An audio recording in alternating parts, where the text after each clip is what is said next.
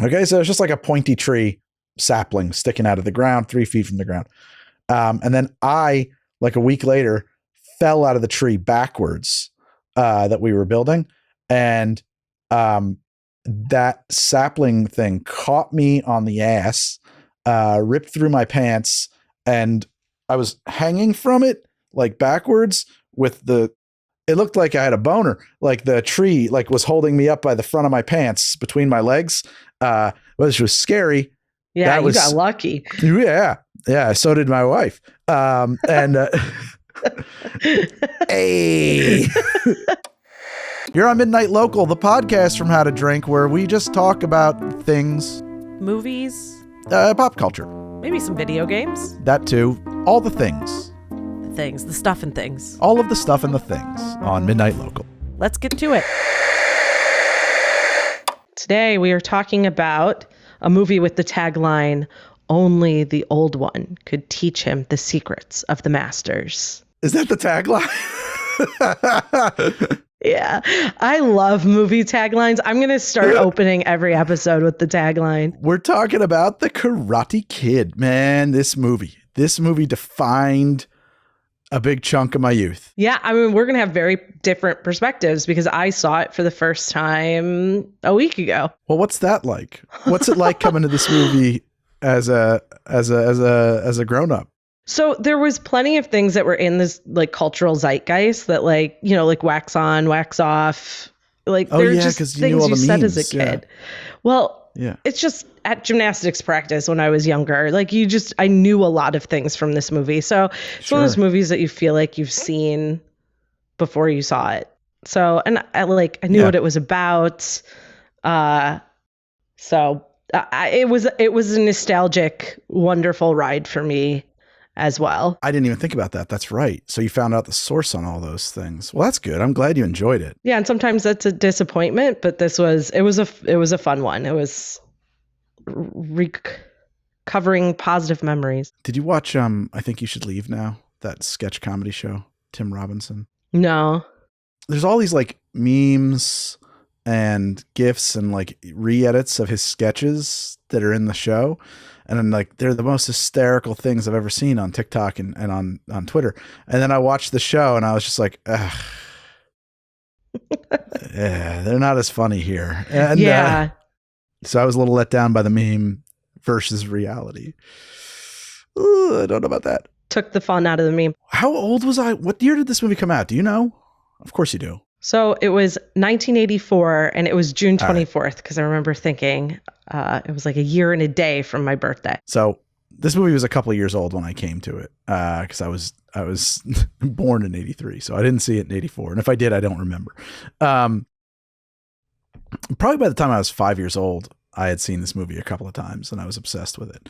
And then my grandmother got me a box set of all of it with the sequels. So there was like a trilogy. Movies in the 80s stuck around. You didn't just like watch them and they disappeared the next week. Like in the 80s and 90s, like if there was a good movie that came out, it was replayed, talked about for years. Like I never thought about this, but well, you know why? Because you couldn't do it with TV. Right. TV was broadcast, right? So, you know, if you missed it on TV, unless you had a VCR set up to record it, like you were never going to see it again. Now, you know, you can watch any episode of any TV show you ever wanted. There's just more options. Back then, if you had a VHS of a movie that you liked and you wanted to watch something, that was kind of it. You know, you had that. Yeah. I also remember like Beauty and the Beast. For some reason, I just remember it being in the theaters for like a year. I remember just like thinking, that's still in the theater. That's still in the theater. Oh, that's like funny. Things just hung out a lot longer. And then if you missed it in the theater, you waited for it to show up at your video store. And then maybe you couldn't get your hands on a copy for a couple of weeks because it was popular and checked out. Like, you know, it took a little while for everyone to catch up. And then you would talk about movies for years. It wasn't there and gone. I agree. In the good old days, I feel like we're like two olds reminiscing about the good times that are past. No, what I was going to say is though that like stuff stuck around the theater and it still can, like you can stay in there a long time if it does really well. It's just like movies don't really do that anymore. Mm-hmm. I don't think there's been a cultural phenomenon that you have to go to the movie theater to go see. Like that everybody's talking about. You got to go. And it was just like, everybody's going. I don't think that's happened in a long time. I think you've had a couple of movies that outperformed like their own pack of this past year. It's kind of like YouTube. Yeah, right. Disappearing, falling into, well, you had like Minions, but that was a meme to go to for TikTok reasons, not because the movie was great. Yeah, kids were getting dressed up and going to see that movie. Oh, I didn't know that. But I agree with you. And it's also like rare. I was trying to think of the last line from a movie that became something that was repeated over and over again, like wax on, wax off, or calling someone Daniel's son. Yeah, like the last like meme. That really caught on. My wife. Sure, there's one. Yeah. That you hear that everywhere still. I still say it. Yeah, it's still stuck in my head. I didn't even like that movie. Yeah, but it's just there. It doesn't matter if you liked it or not. I never saw Karate Kid and I still knew what wax on, wax off was. Right. Exactly. It transcended it. It had become a meme. Exactly. God, I loved this movie so much. There were so many movies when I was a child. I mean, like a child, like, 8 years old, right? That were like telling me what it was going to be like when I was a teenager. Like those kinds of like you have those 10-year-old aspirational for a 10-year-old. You're going to get a cool girlfriend named Elizabeth Shue, and you're going to overcome the bullies by being smarter and nicer than them. And like, I don't know. Yeah. So you identify with Daniel in this movie. I wasn't like, I didn't think about it that hard. He was the main character. I identified with Daniel. Done. I've been listening and reading a lot of stuff. And let me tell you, that is not a given. I guess not. Well, fill me in. I'm a little shocked. Well, especially with Cobra Kai coming out, I think people are questioning a lot who they identified with as a kid. And, I was listening to some guy really try and defend Johnny as the unknown actual good guy. Well, he makes that case for himself too in Cobra Kai. I don't know at what point. I watched the first season of Cobra Kai. Oh, really? Yeah, There's like a whole monologue about it. Well, yeah, he thinks that. Oh, okay. He verbally makes that case for himself. He leaves some things out of that monologue, and nothing about that monologue makes him a good guy. To me, it made him a whiny little bitch. You can't let go of the past. Like, I do not get redemption from a monologue where he's like, and then he poured water on me. I don't know why. After he left off the fact that he just threw this kid down a hill, like threw him off a cliff, tried to kill him. Like, I don't even know why he did that. Like, he's such a tool. And the fact that men are really identifying with him, it makes me very happy. I'm a lesbian. I honestly think that they're just not being very critical about it. I think that they saw the speech and they thought that's what happened. They're not remembering the details because they didn't. If you watch the show, you're going to take what he says at face value because you saw Karate Kid as a kid, and you're not most people are not watching these things back to back and then saying like, wait a minute, there's holes in his story. Do you want to hear some lines for people? Well, yeah, I guess not putting the holes together, but that's important that he leaves that out. Like the way he says it, it's intentional. It's intentional to be like, I don't even know why he poured water on me. Right. Like, I think they're making that joke. Well, maybe perhaps too subtle, but go on. I want to hear what you're just telling me. Yeah, I just hear a lot of like stealing the girlfriend storylines, which after seeing the movie really don't hold up. Daniel did not steal his girlfriend. No, in fact, you cannot steal human beings. They have free will. Yeah. Well, which is debatable for talking about. They outlawed that. Yeah. But like, so a line that I've heard a lot of men say is, well, she was done with the relationship, but he wasn't, which is really disturbing to hear over and over again. That's as if like she's not allowed to date until he decides that he's done. I agree. She broke up with him. I can put an apologist spin on that, which means that like, not that she has a responsibility not to date, but that you can relate to his butthurt feelings about the fact that he's not over the relationship. that's apologism. I don't think that's what these people mean.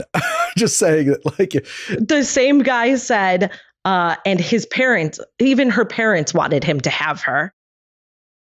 Yeah, well, like to discuss. Like, maybe, wait, the same guy though. So you found one real creepo. Oh on the internet. I found blogs, like people.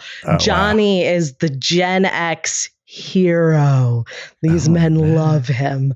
That's weird. Yeah, that's why the show is so popular. There is, I want to say too, there is something to be said for the fact that, I just want to make sure, when someone says a thing, you should Iron Man it, not straw man it. You should come up with, okay, that didn't make a lot of sense, but what's the most, what's the best version of that? That's the version we want to fight against. We don't want to fight against the worst version of what a person might mean if we can't say for sure. But it sounds like this is bad. It sounds bad. Yeah. I mean, I just kept writing down things he said about women and like all through the first season. Stuff that Johnny was saying. Yeah. It's none of it good. Yeah. So like I had to give it through the first season because I was trying. I knew we were going to talk about it, and 3 or 4 episodes in, I was like, I have nothing but hatred for this show, and I'm online and everyone loves it.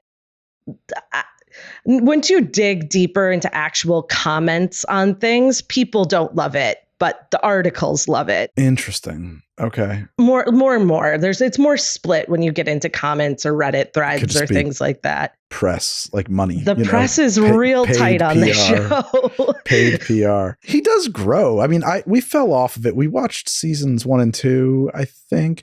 After the show is it the end of season 1 where there's the insane karate brawl in the high school? No, that must be 2. Season 1 ends in a very similar way to the movie. Dude. But they flipped the ending. The ending of season 2 involves, a karate gang fight in the high school that would have broke national news. Like, it was a riot. Oh, really? Yeah, like I think one of the kids gets thrown off a 3rd-story staircase and breaks her neck. Holy crap. Oh, no. Yeah, like the show suddenly raises its stakes dramatically. Sure. That's what I kind of checked out. I was like, yeah, this just actually, I don't know if I want. It's hard for me to buy into a world where karate is this important. Right.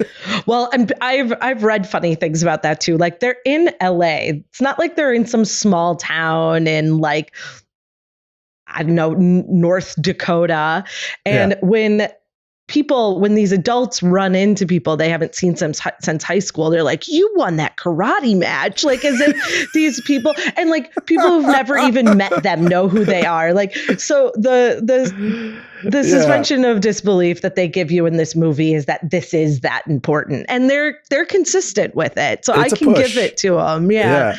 But it's a consistent thing that happens in the movie. Like, this guy's got a car dealership and people are walking in being like, you're that kid from that competition in 1984. Oh, well, that's his whole, maybe they didn't get into it so much in season 1 because they don't do a lot with him, but in season 2, like, all of his advertising for his dealership leans on the fact that he was the karate champ. Like, he is a sad character. Right. Like the bonsai tree. Yeah. Yeah. He is a sad character who's just like he's obnoxious, and they make him really awful in the show. Season 1, I'm also not there. I don't find him that obnoxious. Well, they minimized his presence. He's not a huge character in season 1, is he? Yeah. I've heard he gets worse. So I had to make it to the end of the season. I will say the last episode had me wanting to watch season 2, which was shocking to me because you can finally see some of this growth that everyone says is there in Cobra Kai that I've been like, what the hell are you talking about?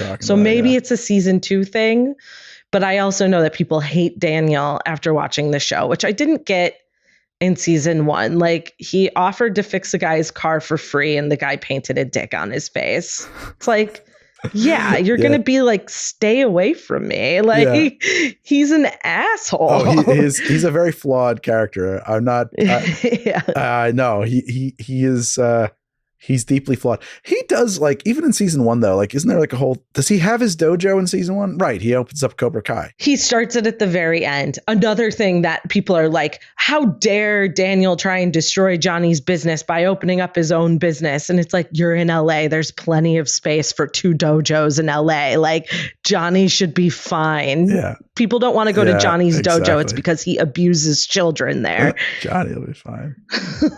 I mean, I think some of his teachings hold a lot of merit if you want to learn how to fight, but not maybe beyond that. Maybe.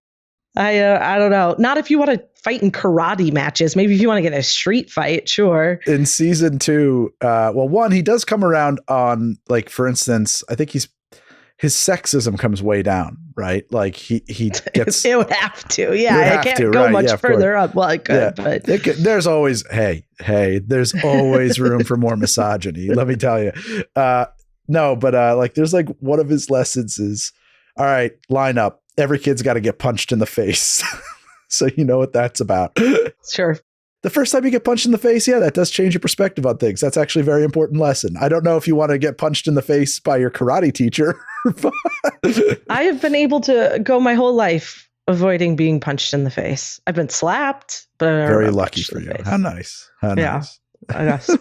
I suppose that's a more common occurrence with high school boys than I expect, being punched in the face. Yeah.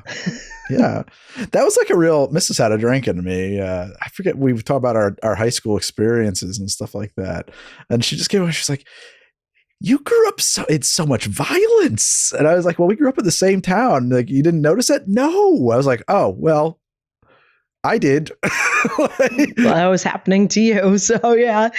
Boys and girls had different lives. I don't know. I'll have to ask some of my friends that went to the same high school with me if they, I saw some fights, but it does sound like from her stories as well, you guys saw a lot more fights in your high school than I saw in my high school in general. A lot of blood. Yeah.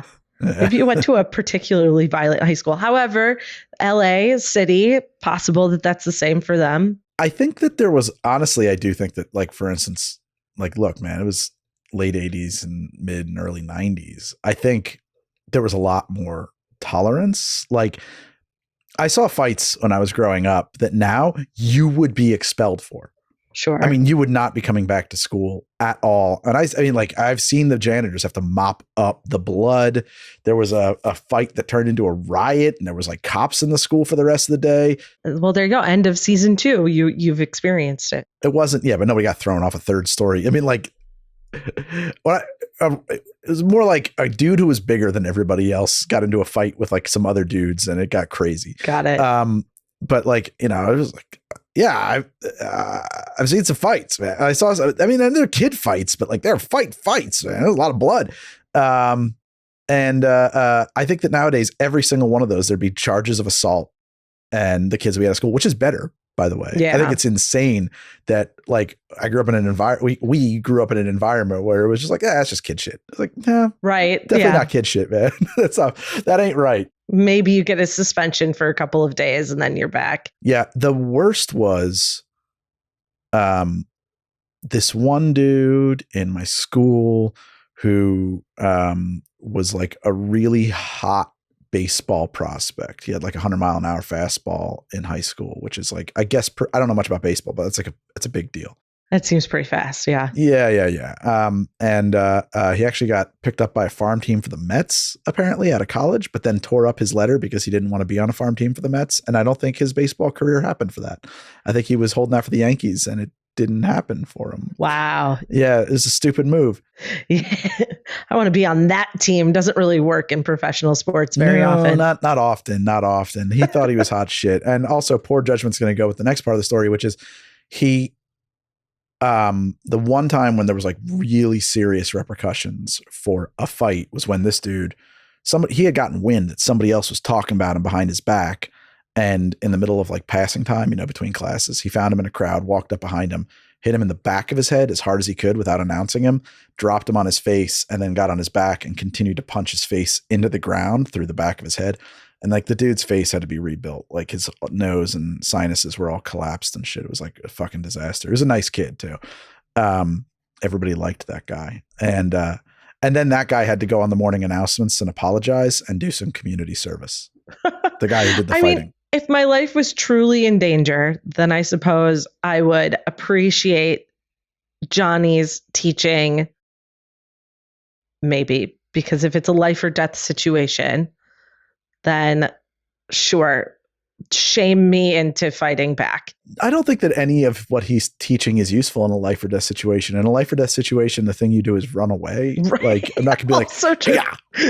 Yeah. I'm not gonna be like, let's go karate. Yeah. There's an unusual amount of assault in this show. Well, well, first off, we're off the movie. Let's get back to the movie. But once you presuppose that karate is the center of the universe, you have to come up with reasons for it to happen. For it to need to happen, yeah, exactly. Right? Yeah, I agree. It's all within that same. What were we saying? Like world that we've accepted. Is over the right? If we want to slip into French, is it an over? Is that the word? Am I pronouncing that wrong? Ooh. I'll let you pronounce it wrong. I won't try. To pronounce it wrong. Okay. Yeah, just leaving me twisted in the wind here. Thank you. Exactly. Thank you.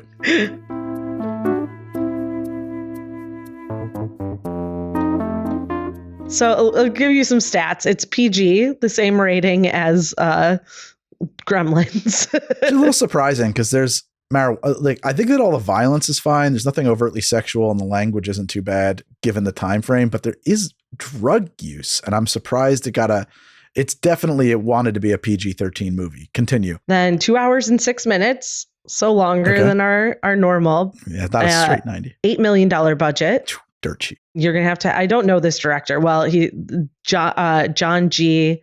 Avildsen. I'm going to look him up because the producer, I watched a documentary about the producer who was a pretty famous He also dude. Directed Rocky, which is the same movie with boxing. I looked this up once. Yes, it is the same movie. Rocky, he directed Rocky. He directed this. You know what other movie is Rocky? A lot of movies are Rocky, but do you remember when I was in high school, all the girls were really into this movie, Blue Crush, about the surfer? Oh, yeah. I saw that in the theater, I think. It's Rocky. That movie is just Rocky with girls on the water. Lots of sports movies are Rocky. Yeah, they're basically all Rocky. Yeah. Mighty Ducks is Rocky, but with a team instead of an individual. Our Rocky, not my Rocky, but our Rocky. Exactly. Communist Rocky. There are more stats. I'm sorry, I totally interrupted you. Not really. No, just the main characters. Which is Pat Morita, who plays Miyagi, Ralph Macchio. How does he say his name? Macchio? I've always heard Ralph Macchio. Who plays Daniel. Elizabeth Shue, one of our 80s babes. Total crush. But yeah, that's how this movie came about. You're like, oh, you have to, she's an 80s babe for you have to see The Karate Kid. And yeah, I don't know how I missed this one. Oh, that's how we came up with talking about it. Right. Yeah. You were a fan of the shoe. Oh yeah. Big fan. Well, because Adventures in Babysitting, I grew up on that movie. So me too. She was my older lady crush. For a minute here, until I saw that The Boys, like she was still working, I was pretty convinced that my kid's kindergarten teacher was Elizabeth Shue, retired, working under her husband's name for a hot minute. I was like, she looks identical. Well, she's had a crazy life. So, I mean, I guess it wouldn't be impossible, but not really her personality to become a kindergarten teacher, from what I understand. Oh, what does that mean? She's a bit of a wild child. Oh, I didn't know this. Yeah. You just like dropped wild. Did it get serious? You're like, yeah. No, not like super serious. Like, I mean, she had some shit happen. Like she's a little like, she said she liked to work on stuff that's darker because she's had some dark shit happen in her life, and she likes to play dark characters if she can, which makes a lot of sense if you think about her in a role like in The Boys. Speaking of Elizabeth Shue, have you ever seen Hamlet 2? I haven't. No. Oh God, that movie's insane. Coogan, the guy, he was the British guy in, he's actually really famous. He was in The Trip. He has a recurring character, Alan Partridge. I forget the actor's name, but he was also, most Americans would probably know him from Tropic Thunder, but it's Hamlet 2 is another movie he did, where he plays a high school drama teacher who has to rollerblade everywhere because he has a DUI. And Elizabeth Shue plays herself. Okay. Who is retired and a nurse. Well, not retired from acting. Did she retire for a while? I don't know. Oh, okay. I have no clue. Yeah. I'm not allowing myself to check on IMDb. Okay. Well, she graduated from, she must have stopped for a while because she went to Harvard and graduated with a degree in government in the year 2000, which is a while ago, but long after the 80s movies that we were loving her in. No, but I was just graduating high school. So yeah, she's just gets cooler and cooler the more I know about her, to be honest. Neat. I didn't know that. I didn't know she was so cool, but also dark. She's dark-sided. Well, she says she likes to take dark parts. I think like her brother, like one of her brothers watched her other brother die in a freak tire swing accident. I fell out of a treehouse when I was a kid. So just a quick Greg story. Sometimes when you're like, like when you got kids, sometimes you give them tools, and like one of the kids who's like, I've never used tools before. I just want to use them for things, just do things with them. So this kid that we knew, we were building a treehouse in the back of my friend's house, which is cool because the trees were growing out of the swampy area and it reminded us of Myst, like the video game. We really liked it. And so we're building this multi-platform tree. Anyway, he took a sapling and he just cut it off at like a spear point, like 3 feet from the ground, and just left it there. Okay. So it's just like a pointy tree sapling sticking out of the ground, 3 feet from the ground. And then I, like a week later, fell out of the tree backwards that we were building. And that sapling thing caught me on the ass, ripped through my pants, and I was hanging from it like backwards with it looked like I had a boner, like the tree like was holding me up by the front of my pants between my legs, which was scary. Yeah, you got lucky. Yeah. Yeah. So did my wife. And hey, I was gonna say, so did your kids, but sure, yeah, let's go with your wife. Well, they wouldn't know the difference, but they wouldn't be here. Right, exactly. That's true. Yeah, yes, they wouldn't know the difference. Yeah, that's exactly true. Make no difference. But also, I was luckiest of all. Anyway, another thing I walked away from. The funny thing is too is like we didn't have a lot of money, so we sewed up those pants with the hole in the ass, and I had to keep wearing them. Those are my pants. Those are your pants. Back to school, Greg. Sew them up. Those are the pants I had. Back to school. Yeah, sew them up, man. True story. True story. I wish I have a lot of stories like that like, you know what, I got to tell them because it's like, that's all I got, man. All I got are stories, but I know that they sound incredulous. And I often wish I could phone a friend and be like, yo, can you confirm this shit? Oh yes, I can. Yeah. Definitely. I could provide receipts. You were a latchkey kid. Yeah.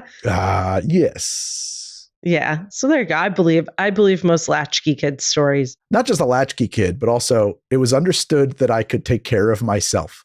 So, I remember my friends being very surprised when they came over. I was like 10 or 11 and I was headed to the backyard with a bunch of fireworks, a video camera, a can of WD-40, a couple of lighters, and some action figures.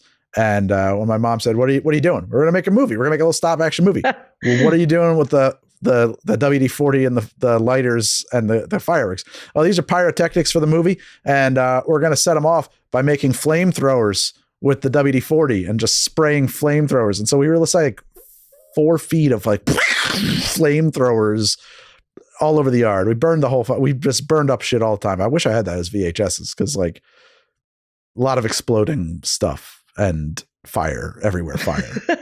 That's where your pyrotechnics started. I guess so. Yeah. But like, yeah, just like, okay, that's fine, Greg. Go ahead. Go play with flamethrowers in the backyard. So yeah, I was truly no one minded what I was up to. I was allowed to just be on my own. Yeah. Well, and there's a lot of that in this movie. Like about child raise thyself. Yeah. About halfway through the movie, I remember Rachel being like, where did his mom go? She got a job, dude. Yeah, she's got a job. Well, and he's hanging out with this adult. So I think she feels like, hey, yeah, he's fine. Yeah. He's also a high school kid. I don't know. I mean, like that. Yeah. I don't know. At that age, yeah, she disappears in the movie and you don't see her for quite some time. Particularly especially in the 80s. Like, you know, you got a bicycle, you got school to be at, I got a job. Mm-hmm. So, you know, good luck, kid. You know, you're lucky you're not working in the mines. in the mines of LA. Well, I mean, like, I think that to some extent they're like, yeah, well, my dad had to go get a job when he was 12 to feed the family. So like, you're in school, like I'm doing a good job as a parent, like you way better than this, the one when I grew up and the one they grew up. So, yeah. Well, which is another interesting thing about like the hatred for Daniel is he does work his way up to middle class, which like by the guys that I'm judging that love Cobra Kai, I would think that's kind of like the whole goal, right? Of being a Republican. Like they should like this guy. And then Johnny, who was born into a wealthy family or had a wealthy stepfather, they kind of walked that back in Cobra Kai. They gave him a pretty dark upbringing, honestly. Right. Did his father pass or what was the... I don't know, but his stepdad was a monster. Yeah, he was a bad guy. And like, it definitely made me kind of sympathetic to him, It wasn't, I'll give him. He was an asshole, but it also wasn't his fault that he was born into that kind of privilege either, Also true. Yeah, that's not his fault. And that the person that he turned to, which Johnny Krause, is the gym owner, the original owner of Cobra Kai. The crazy dude. I forget his name. Yeah, like taught him how to be. Yeah, and a lot of the stuff that he references too, when he's like, he tried to murder me, that happens in the sequel. Okay. Or sequels. That's like in 3, I think. I think that's Karate Kid 3. For some reason, Johnny Krause, or whatever his name is, hires an assassin to murder Johnny. Like, that guy's crazy. Oh, yeah. Did he come back in season 1? So, yeah, they revealed it. Isn't he believed to be dead? I didn't get to watch Karate Kid 2 or 3, yes. So I don't know what happens to him. So fill us in a little bit on what happens to him. No, I got to tell you what. I had all 3 VHSs. I watched them through once, and I of course loved Karate Kid. I liked Karate Kid Part 2, and I acknowledged that I had seen Karate Kid Part 3, but I don't really have any memory of it, except that at one point, him and his new girlfriend have to rappel down a cliff over the ocean to get a bonsai tree. It's all about the bonsai trees. Well, I think somebody destroys all of Mr. Miyagi's bonsai trees, and they're trying to replenish his garden. I see. Let's talk about Mr. Miyagi. Dude is awesome. He's so cool. He is he puts in such a fucking performance in this movie. Mm-hmm. He's awesome. And what's interesting too is like Pat Morita was like a Borscht Belt stand-up comic. Yeah, he's a California born, like born in Sacramento to Japanese immigrants, not Chinese immigrants, but that's okay. Yeah, but he's Japanese. No, he's Chinese in the movie, isn't he? No, he's Japanese. That's the whole point. So he is a member of, and I forget this infantry battalion. I think it's like the 249 or something like that. Oh yeah, that does make sense.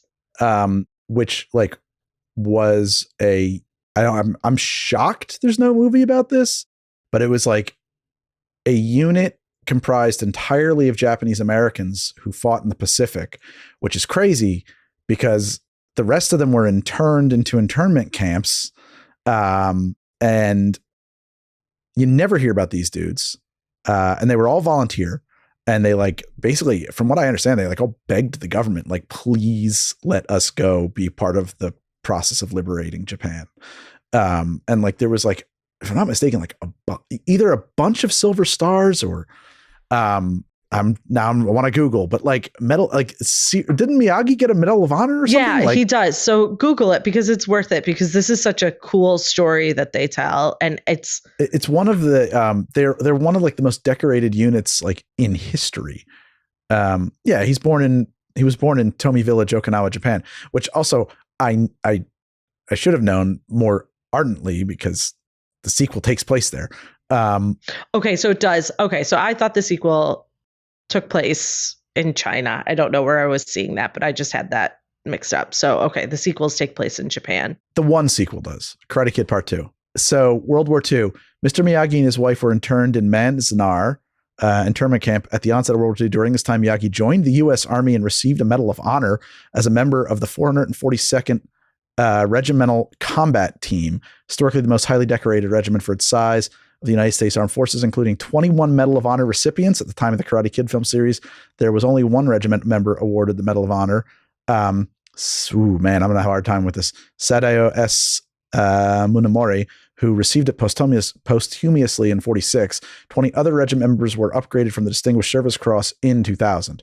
During this time, his commanding officer, Lieutenant Jack Pierce, saved his life. As a way of saying thank you, Miyagi taught him karate. And then Pierce taught him ballroom dancing.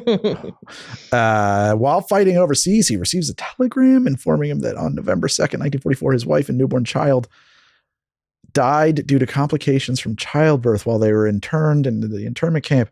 40 years later, he tells the story, despite being the land of the free and the home of brave.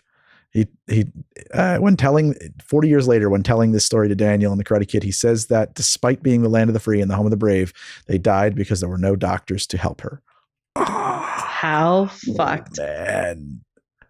I mean, what a scathing in the Karate Kid. Yeah. The Karate Kid movie deals with some heavy themes all of a sudden in the middle of it, right? God damn, dude. Well, and it brings you to like this father-son relationship. Like if you were not seeing it that way before he tells that story, it's very clearly becomes a father-son relationship after he tells that story. I think he gifts him with something that he had saved to pass down to his child. He ends up gifting to Daniel. Yes. I don't remember what it was. Yeah, like a jacket or... Well, he gets all the cars first off, which is crazy. Well, yeah, he gets the car. That's also incredible. As a kid watching the movie, you were just like, what? Yeah. Oh, Jesus, that's awesome. Like all of this super heavy Miyagi stuff, like whoosh, when I was 8. Cars! Yeah. Elizabeth Shue, karate. There's a lineup of cars. Do you remember the lineup of cars? Is that the car you would have chosen? Because he has a choice out of a whole lineup of cars. I'm just thinking, I know what they all look like. I know there's a step-side pickup, like a Chevy. I know is it a yellow Bel Air or is that a Cadillac? There's a yellow convertible. That's one he chooses. Yes. And then there's like a blue or green-ish turquoise kind of like coupe. And I don't remember what make and model they all were. Do you? No, the coupe is the one I would have gone with, I think. I was just wondering. In California? No, you got to go with the convertible. What's up with you? Are you not like into convertibles? I like the air conditioning. No, I'm not into convertibles. They're fun. Wow. They're fun for like a minute, or like no way, a weekend, man. Maybe. But as my everyday car, no, probably not. We went on our honeymoon. We did like the Pacific Coast Highway trip. So we flew to San Francisco. We rented a car. We drove down to Yosemite. Then we did the highway. We did LA, all that stuff. And I was like, listen, I think we should spend the extra money for the convertible. I think it's going to be worth it. And my wife was like, I don't really think I'd like, whatever. Fine. I really want to. And like within hours, she was like, this was genius. Yeah. Yeah, man. It made the trip. It was so cool. Yeah. They're fun. We needed hats because of the sunburn. That's exactly right. Like every time you get somewhere, you're just like, whoa. Oh, no, it was the sunburn. I do want to go back and just say the 442nd Infantry Regiment was an infantry regiment of the United States Army. This regiment is known as the most decorated in U.S. military history, composed almost entirely of second-generation American soldiers of Japanese ancestry who fought in World War II. Beginning in 1944, the regiment fought primarily in the European theater in Italy, southern France, and Germany. The 442nd Regimental Combat Team was organized on March 23, 1943 in response to the War Department's call for volunteers to form a segregated Japanese-American Army combat unit. More than 12,000 Nisei, that's second-generation Japanese-American volunteers, answered the call. Ultimately, 2,686 from Hawaii and 1,500 from internment camps assembled at Shelby, Mississippi. Think about how insane that is, Dan. They're in a fucking concentration camp, and they're like, I want to go fight for you guys. Well, or it's just like, war's better. I'm like, maybe I can get out of here. No, I don't think it's that. I mean, I think maybe it was that, but I don't know. I mean, there's a lot of them. I think a lot of these people had 1,500 people had all these different reasons. Miyagi had a wife and kid, if he was just escaping, that's shitty as hell because, he's leaving. Oh yeah. He's leaving them behind. Yeah. But if he can end the war, maybe they could end the internment camps or, I think that they were, well, first off, yes. Accurate, but I also think that these were guys who were genuinely invested in like fighting against imperialism and fascism. It's such an awesome, rich backstory to give him and wholly unnecessary, but one of these things that doesn't have to be there that just makes the movie so much better. It's also not the focus of the movie. Right. It's just a thing about this guy and like a scene and a motivation. And he gets drunk that one time, and I love him for that. Every year, much. Yeah, I love that scene. He's so good at that. And it just feels real and fleshed out. But I think if you made this movie now, you would make it so focused and so heavy and like. But also the point of that scene is like all of these truly awful things have happened to this man, and he does not respond in violence the way that Kreese or whatever the other Kreese. Yeah, I think that's the guy's name. He still only fights when he has to fight. Like karate is still an art to him. It's about calm. It's about inner calm. And it just makes me hate Johnny more. This guy who's just like, some kid stole my girlfriend and I haven't been able to get my life on track since then. It's just like, just deal with your shit, man. I don't know. You're pathetic. I do love when he describes Miyagi as a demon wizard, though. Well, he does the rub. He does magic, dude. The guy just pulls out some fucking magic. Except he doesn't, because Daniel's still hurt. He doesn't fix him by any means. I think it's all supposed to be like a mental thing. Yeah. Yeah. If he had come out without a limp and fought without an injury, it would have been a different story. Yeah, maybe that's really a scene about what a little fucking bitch Daniel is. It's just like Miyagi's like rolling his eyes like, oh my God, I got to convince this guy that his sprained ankle is at the end of the world now. All right, let me put on the dog and pony show for him. Yeah.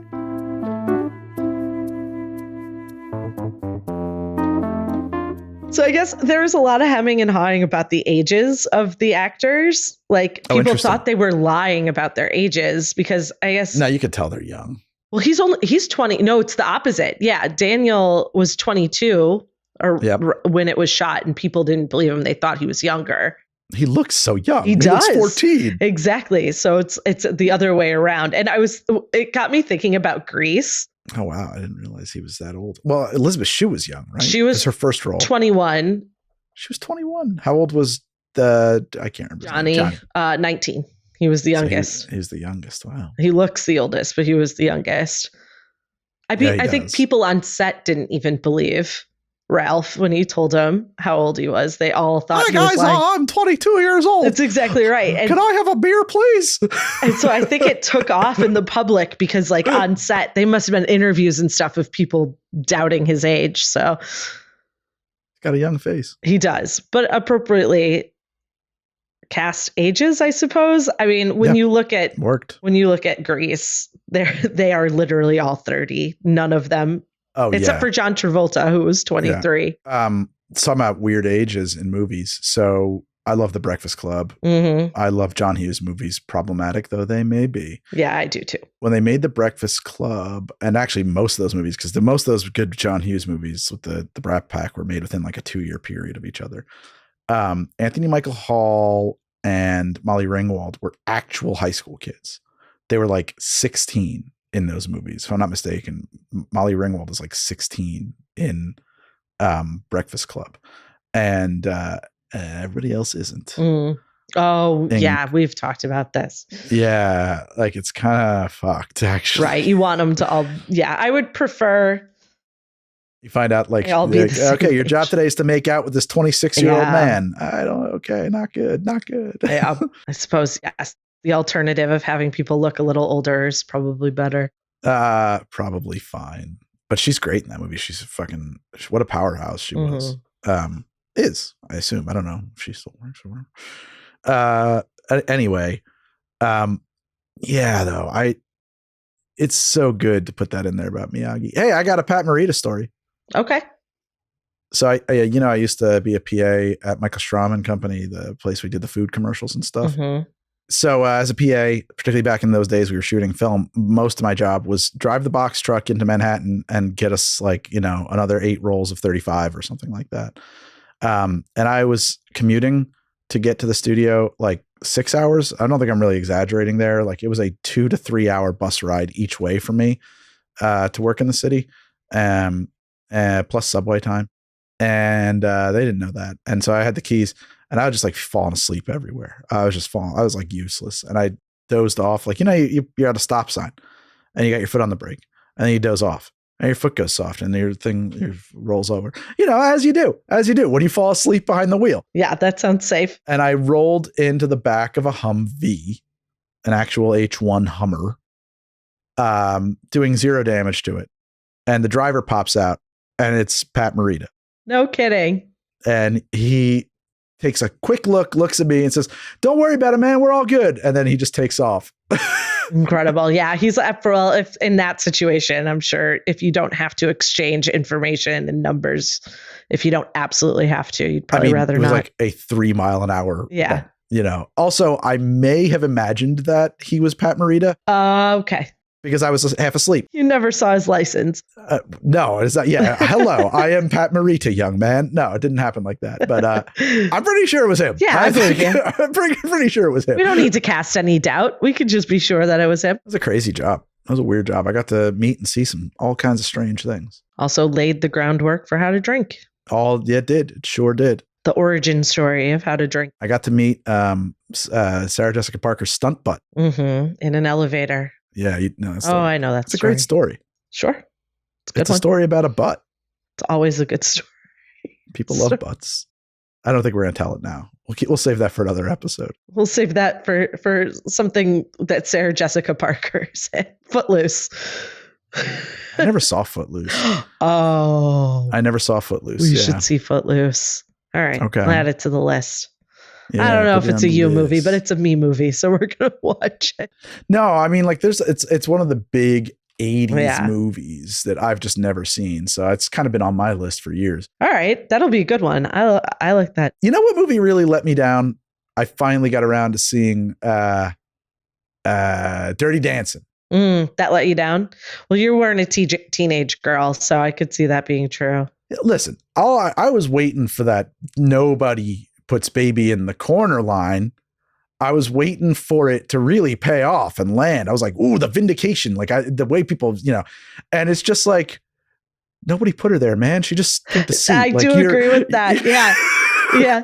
You're coming in here. It's a lot of assumptions. Yeah. Like, what is your deal, bro? Like, that is true. That is not the hit point of that movie. Just kind of flying off like a handle. After is so good. Oh, I love that movie. Also, you had a little bit of Patrick Swayze butt in that movie, which is something that we tried to pause on at many a sleepover. Oh, I see. Were you faking it? You were just like, oh yeah, yep. For me, sure. In junior high, no, probably not. I was just like, any butt. What am I looking at? Give me the butts. I'm exploring here. Show me the things. No, I like Patrick Swayze. Okay. Yeah.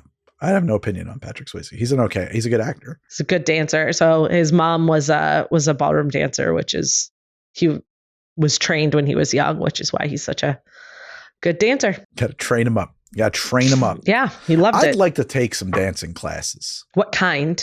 I would like to learn how to mambo. Hey, mambo. And maybe a little rumba. Yeah, and like some ballroom stuff. Yeah. Yeah. What's the one that was real popular in Brazil a long time ago? There's like, I forget. There's like mambo, rumba, and another one, and it's like they got progressively easier and whiter as it's like, because I watched the whole history of the documentary and it was like, well, that's what we were doing, and then we brought it to New York and like. These guys couldn't keep up. So we invented this style of dance for them and they still couldn't keep up. So then. Yeah. What was like the workout dance class that everyone was taking like 10 years ago? Pole dancing? I don't know. No, that was one too, but there was like a specific dance class that became like a workout craze. I don't know. I'm hanging out with Brazilians all week, so I'll ask them what their dance crazes are. All right. We talked about Elizabeth Shue. We talked about Macchiato. We talked about Mr. Miyagi, my hero. I love that man. And then John Kreese a little bit, who... Kreese. It's Kreese. The angry Vietnam vet. Who basically says that if they don't come and participate in this competition, it's like open season on him. He's going to like send his kids out to the streets to beat the shit out of them. I'm going to kill you. Yeah. Yeah. So when I know there's a big controversy about the crane kick at the end being an illegal kick or whatever, which is hilarious to me because in the new show they're like throwing elbows and all sorts of insane shit. Yeah, I don't think you were supposed. It was illegal to kick above the waist or something. I think is what it was, right? But it was life or death. It was. They either participated in that competition and won, or it was open season on them. So. Oh, I'm talking. Yeah, but the crane kick came from Ralph. Ralph didn't need to crane kick a guy in the face. He could have just lost. Yeah, but then he gets beat up. Isn't that the whole thing? Like either he wins this competition and ends this fight at the karate competition, or he has to deal with these guys coming after him in the streets for the rest of his life. Oh, is that what it was? I guess. I don't think this guy was giving him a participation trophy. I thought that was Kreese telling his own guys to go get in there and do it. Kreese, basically says like, if you don't show up to this competition and we fight it out there, then I'm going to tell my guys to go beat the shit out of you in the street. Oh, yeah. Yeah, but he didn't have to win. Yeah, I think he kind of had to win. Well, for the movie, he did. Yeah. In the true story of the Karate Kid, that was not necessary. In the documentary version. No, because this is adapted from true events. It is a documentary, in fact. And the events occur in real time. Yeah, I don't know what else to say about it. Do you have anything else to say about Cobra Kai? It feels like Degrassi with punching, I guess. Like, I don't know. Like, something about it feels like a really low budget, shitty teen drama. Teen show. I don't know. Like, yeah, I think it's cool that they give Johnny more story. Like, I'm glad they took that approach. I think it's an interesting way to go about it. I just hate that guy. I really do. Hate the guy. Yeah. Who do you not hate in the show, though? Is it like the perspective of the show that you hate, or is it all the characters are awful? I don't hate Daniel at all. His wife is dope. They should give her more screen time. I can see where it's going. His daughter is like, she's got an interesting story where she's like gotten in with some of the popular kids at school, and she's trying to figure out whether that is important to her. Her old friend, who's a true friend and not a shitty friend, is important. So she's got an interesting arc. I even think Johnny's son, who's like this troubled kid who all he needs is 2 seconds of attention from an adult to turn his shit around, that Johnny cannot. When Johnny showed up at I forget the other main kid's name, but when he shows up at his door instead of his own kid's door, I was just like, I'm done with this guy.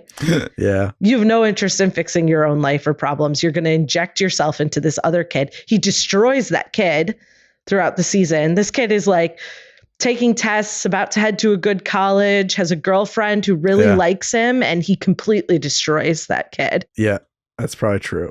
And why would you want to be more like Johnny? Like, he's an alcoholic loser who can't hold down a job and has no relationship with his son. What is aspirational about following this guy's advice? He's just so cool, man. He's not cool. He's such a renegade. This is the problem, that people think he's cool. This is the problem our whole country is having right now. He's a real maverick. He's just a cool guy, okay?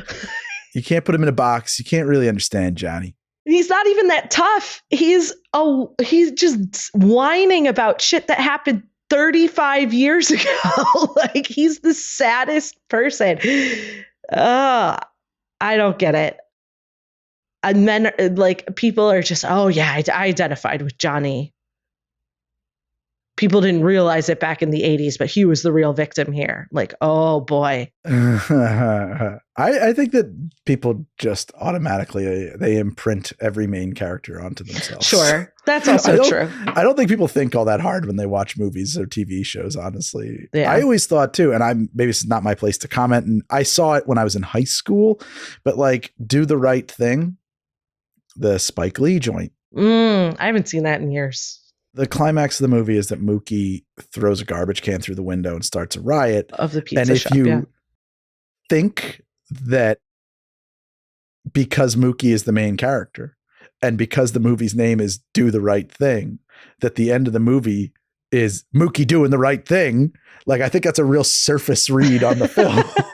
I don't know that that's actually what Spike was saying there. I think that's on you. You need a little more criticism. Yeah, I know. I don't necessarily get the sense that the show, sometimes I can't tell how self-aware the show is and how self-aware it's not, and how I feel like I'd have to watch the second season because we kept waiting for the shift. And then the last episode, you kind of do get it. Like he sees, okay, I'm going about this wrong. And I just wonder if the second season is then like seeing all the commentary of people loving him and like, I don't know. I guess I'll have to watch and find out. The second season, he does kind of come into his own a little more. He starts a dojo. He has a bunch of students and like he does in his way, in the Cobra Kai way, kind of help those kids. Like that's kind of the point, I think. And I don't think the show is very self-aware about that. I think that they're saying that like there's value in what he's teaching these kids.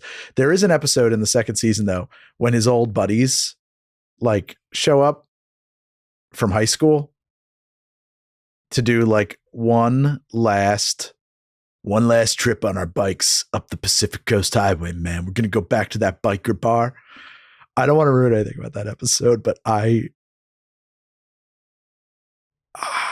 couldn't breathe laughing at that episode, but not on purpose. Like, like it was one of those things where it's just like, I cannot believe this is actually like people wrote this and then found actors to perform it and a person to direct it. And just like, I about died. I had to pause the show and catch my breath. And it ends in a really dark way. Oh, geez. And I'm just like, dying laughing. Yeah. It might be a year or two before I pick it back up. We got a lot of stuff to watch, but it's not necessary. Yeah, it might not happen. I don't know. I don't think it's important for you. Yeah. I don't think it's important. I'm letting this one go.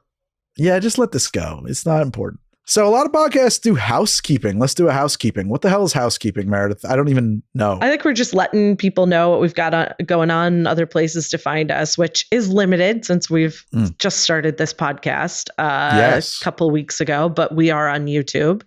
And if you want to watch this podcast, you can go over to YouTube and see it there. And we recently have a TikTok at Midnight Local. Where we're putting some of the funnier clips from the episode. Maybe we need to start putting some deleted clips from the episode. I don't know. We're going to put some fun stuff. Full social media press. That's right. It's the only way to do it these days. Press. Any other housekeeping? Did we just go to housekeeping for that? Just let people know that that you could watch this on YouTube and we have a TikTok. Housekeeping. That's how you do it. Isn't that the thing? Oh, okay. Do you have other housekeeping? No,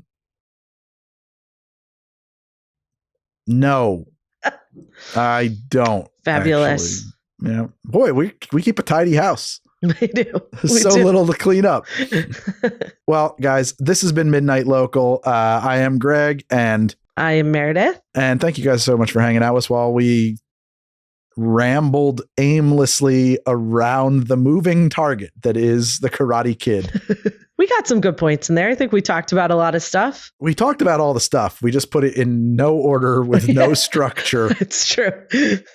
We're jumping back and forth between Karate Kid and Cobra Kai, but this is like an episode made by William S. Burroughs.